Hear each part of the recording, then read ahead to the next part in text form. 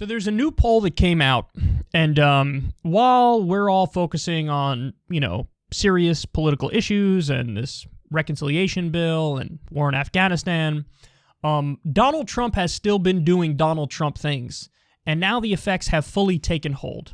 So take a look at this. New CNN poll, 59% of self-identified Republicans say believing that Donald Trump won the 2020 election is important to what being a Republican means to them.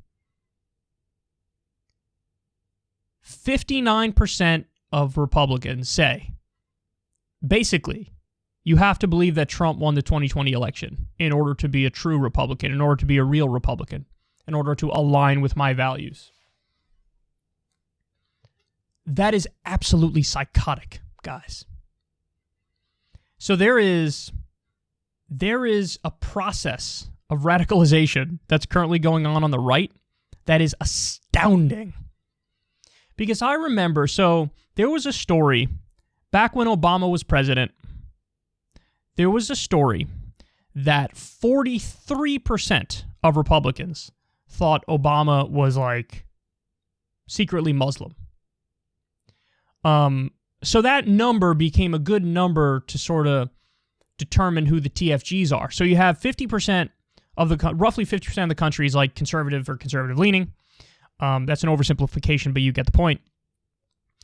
And I don't know what percentage of the country is actually registered Republican. 30% maybe, something like that. Because there's plenty of non-voters and people who just don't engage in politics. So half of that 30% are insane, or 43% of that 30% block are insane.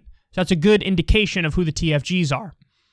That number is climbing and climbing and climbing. And now we're at the point where 59% of self-identified Republicans say that you have to believe Donald Trump won the 2020 election because that's important to what being a Republican means. So you have to believe something that is provably, verifiably incorrect, where all the evidence and the data and the information is on the other side of it. And only cranks are left pushing the argument that Trump won.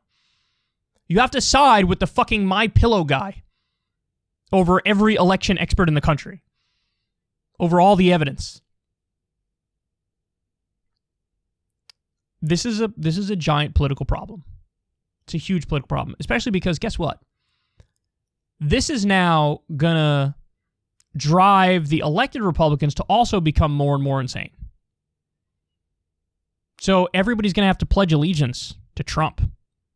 Even the people who are running against him are gonna have to, give these mealy-mouthed answers as to what they think was the case with the 2020 election.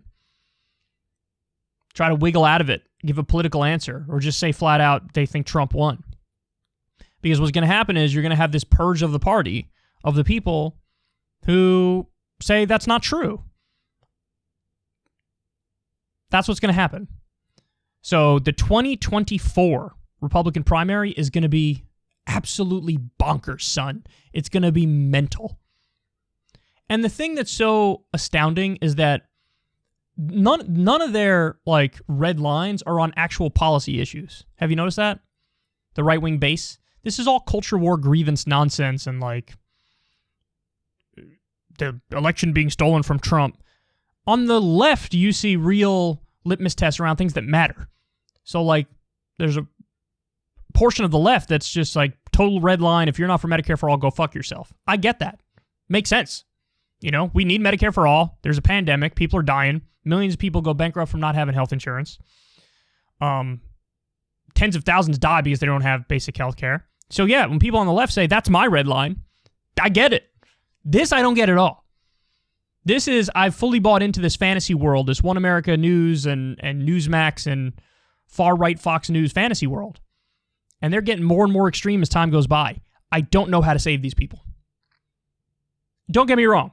I know people who have gone down the alt-right rabbit hole, or they're Shapiro people or Crowder people, a lot of them are just young, mostly men coming into their own and sort of starting from scratch, trying to learn politics. And so there is hope for them. There is, for sure. And I know because I've converted many of them. Others on the online left have converted many of them. So I have more hope than most do.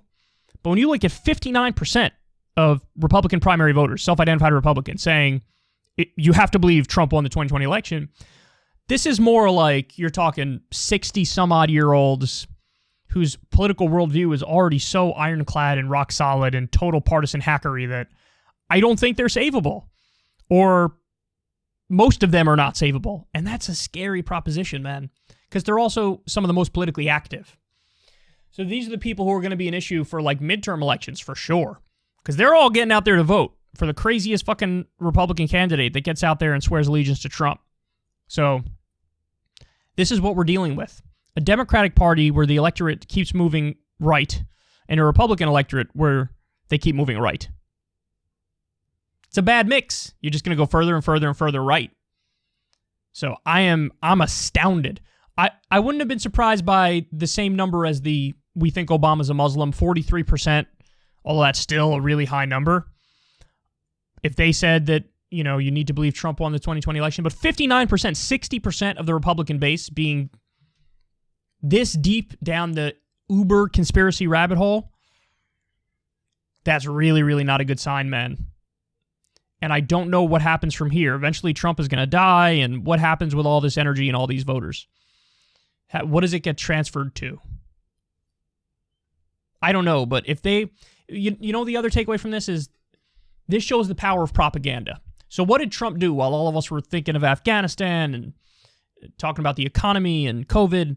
What did Trump do? He was just going around the country and going on all these right-wing outlets and saying over and over and over, like, I won the election, I won the election, I won the election, I won the election, I won the election, I won the election. And when you repeat a lie enough, people who are already inclined to like him start believing it. It's what it is. When you repeat it enough, they'll start to believe it. And so this is a case study in how effective propaganda is.